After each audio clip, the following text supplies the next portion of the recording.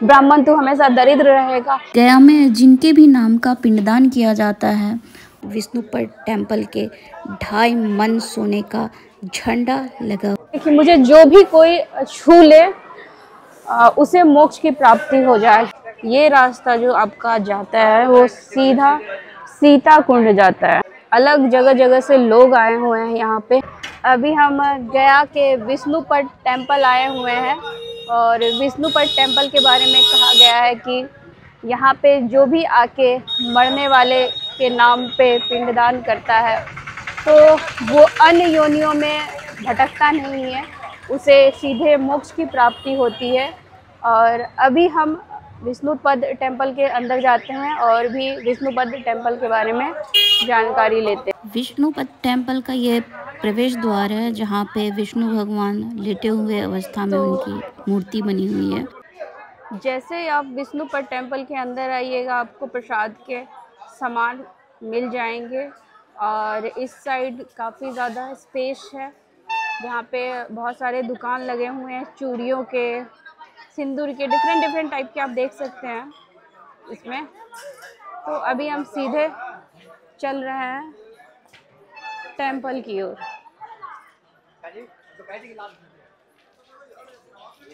ये विष्णुपद टेम्पल का मुख्य द्वार है, आप जो हमारे वीडियो में देख सकते हैं। यहाँ से मोबाइल ले जाना अलाउ नहीं है। विष्णुपद टेम्पल में मोबाइल ले जाना वर्जित है, मनाही है, जिस कारण हम आगे का वीडियो नहीं शूट कर पाए। ये मंदिर के बाहर का दृश्य है जहाँ पे लॉकर्स की सुविधा दी गई है और बहुत सारे यहाँ पे प्रसाद वितरण के शॉप हैं। तो मैंने भी एक ये 100 रुपीज़ का प्रसाद है विष्णु जी के चरण में चढ़ाने के लिए, तो ये मैंने भी प्रसाद ले लिया और अभी चलते हैं। ये हमने विष्णुपद टेम्पल के सबसे ऊपर एक गोल्ड का झंडा लगा हुआ है जिसका कि वेट है 2.5 मन, अर्थात विष्णुपद टेम्पल के 2.5 मन सोने का झंडा लगा।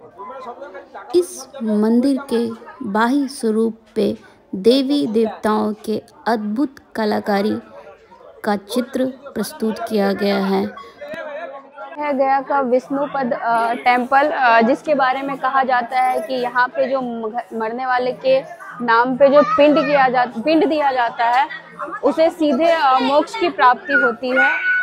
और इसके पीछे एक स्टोरी भी है, एक कहानी भी है, ऐतिहासिक कहानी है कि गयासुर नामक एक राक्षस था जिन्होंने भगवान की बहुत बड़ी तपस्या की और उनसे भगवान प्रसन्न होके उन्हें वर मांगने के लिए कहा। तो उन्होंने वर मांगा कि मुझे भगवान ऐसा वर दीजिए कि मुझे जो भी कोई छू ले उसे मोक्ष की प्राप्ति हो जाए।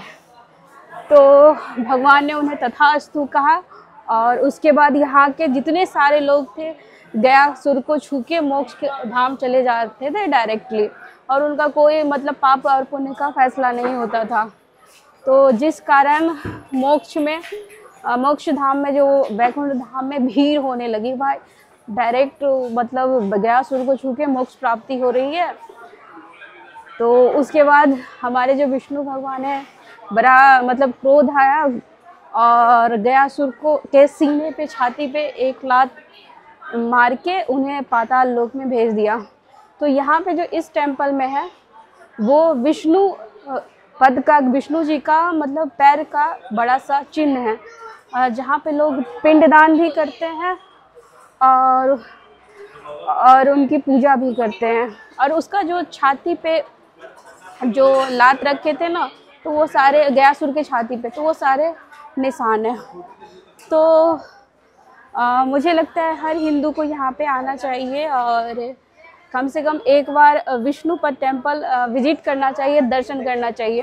और इसके जो पीछे है वो है सीता कुंड है। सीता कुंड के बारे में ये कहा गया है कि माता सीता जो है दशरथ जी के लिए पहली बार पिंडदान यहीं पे की हुई थी।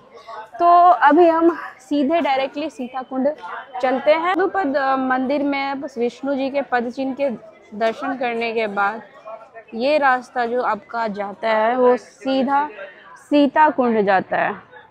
तो अभी हम चल रहे हैं सीता कुंड की ओर।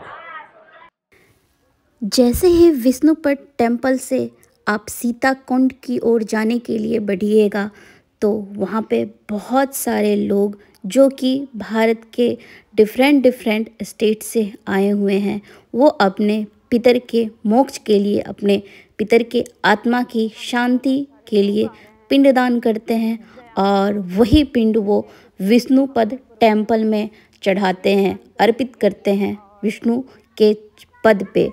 तो अभी आप वीडियो में भी देख सकते हैं कि बहुत सारे लोग पूजा करने के पश्चात वो अपना पिंड जो है विष्णुपद में चढ़ाने के लिए जा रहे हैं।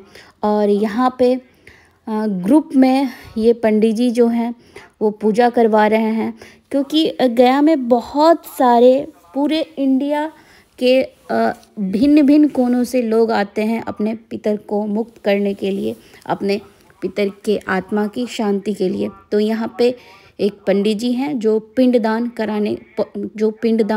का प्रोसेस करवा रहे हैं। इनके पहनावे से लग रहा है कि ये राजस्थान से आए हुए हैं, सारे के सारे ये भी राजस्थान से ही हैं। और गया का भारतीय सनातन संस्कृति में कितना महत्व है ये आपको यहाँ पे बैठे हुए लोगों से पता चलता होगा, क्योंकि अलग जगह जगह से लोग आए हुए हैं यहाँ पे अपने पितर का पिंडदान करने के लिए, उनकी आत्मा की शांति के लिए। सीता कुंड गया के पीछे एक ऐतिहासिक कहानी भी है कि जब राम, सीता और लक्ष्मण जी वनवास काट रहे थे तो वो उस वक्त गया में थे और उस वक्त उनके पिता की, दशरथ जी की मृत्यु हो गई थी। तो उस समय वो कहीं गए हुए थे, राम लक्ष्मण कहीं गए हुए थे, वन में गए हुए थे और सीता जी अपने घर पर थी। और दशरथ जी, शाम का वक्त होने जा रहा था, क्योंकि पिंडदान जो होता है शाम का नहीं, मतलब शाम के बाद, सूर्यास्त के बाद नहीं होता है, तो शाम का वक्त होने वाला था। तो दशरथ जी ने आकाशवाणी उन्हें दी कि शाम होने वाला है और अभी जो है पिंडदान का समय हो गया है कि आप पिंडदान करो।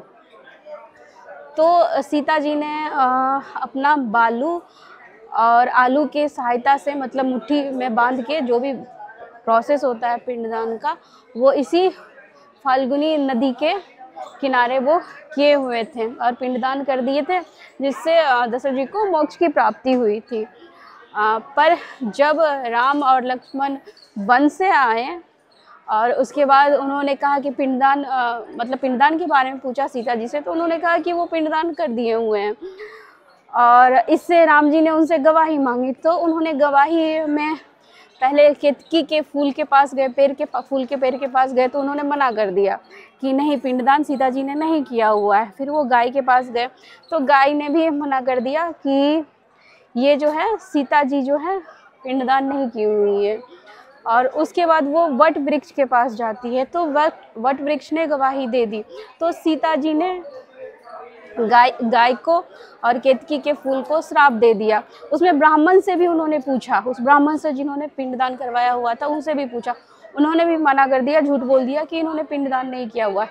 तो उन्होंने केतकी के फूल, ब्राह्मण और गाय को श्राप दे दिया कि केतकी का जैसे फूल पूजा पे नहीं चढ़ाया जाता है, ब्राह्मण तो हमेशा दरिद्र रहेगा, और गाय का कभी मुख शुद्ध नहीं होगा, क्योंकि वो उन्होंने मतलब सहमति नहीं दी थी। तो सीता कुंड का यही इतिहास है और तभी से भारतीय सनातन संस्कृति में ये प्रचलन हो गया कि यहाँ पे जो भी आके अपने पितर का पिंडदान करेगा पितर के नाम पे, उसे डायरेक्ट मतलब मोक्ष की प्राप्ति हो जाएगी। तो इसलिए यहाँ पे इतने दूर दूर से लोग आते हैं और ये हमारा जो है वही फाल्गुनी नदी है जहाँ पे सीता जी ने अपने पितर को पिंडदान दिया। गया में जिनके भी नाम का पिंडदान किया जाता है तो उनकी तस्वीर वहाँ से नहीं रिटर्न अपने घर ले जाई जाती है, तो उस तस्वीर को हम पीपल के पेड़ पे टांग देते हैं या एक छोटा सा सीमेंट का ऐसे स्मारक बना देते हैं। सीता कुंड पे ही बनाया गया है गया जी डैम करके। तो अभी जा रहे हैं हम ऊसुर। और वैसे आज जो है तारीख है 3 दिसंबर है, पर गर्मी यहाँ पे गया का जो गर्मी है ना बड़ा फेमस है। बचपन में जो थे मतलब हम लोगों को पढ़ाया जाता है कि बिहार का सबसे गर्म जगह कौन सा है, मतलब गया ही पढ़ते थे। यहाँ पे गर्मी अभी 3 दिसंबर है, स्वेटर पहने हुए हैं, पर धूप से आप अंदाज़ा लगा सकते हैं कि कितनी ज़्यादा गर्मी है। गया में सीता कुंड के पास यही है जो रबर डैम बनाया गया है। आप यहाँ पे देख सकते हैं अभी पानी का बहाव जो है कम है। ये जो वाला रबर डैम है वो जैसे जैसे जलस्तर बढ़ता है वैसे वैसे पानी का जो बहाव है वो नीचे आगे बढ़ती जाती है, तो जो कि डेंजरस नहीं होता है ह्यूमन के लिए, आसपास के इलाके में रहने वाले लोगों के लिए। तो ये डैम जो है काफ़ी अच्छा लगा मुझे देख के यहाँ पे आके, पर यहाँ पे थोड़ी सी मुझे गंदगी भी लगी। डैम के अंदर जो उस साइड जो आप देख रहे हैं थोड़ी बहुत आपको गंदगी भी दिखेगी। उस साइड पूरा का पूरा सूखा है, पर डैम से जब पानी छूटती है तो पूरा पानी पानी हो जाता है। मैं आशा करती हूँ मेरे YouTube परिवार कि आपको मेरा वीडियो जो है पसंद आया होगा। अगर आपको कुछ वीडियो में कमी लगी हो तो हमें ज़रूर कमेंट्स करके बताइएगा। आगे से सुधार करने की हम कोशिश करेंगे। तब तक के लिए बाय, मिलते हैं कहीं किसी वीडियो।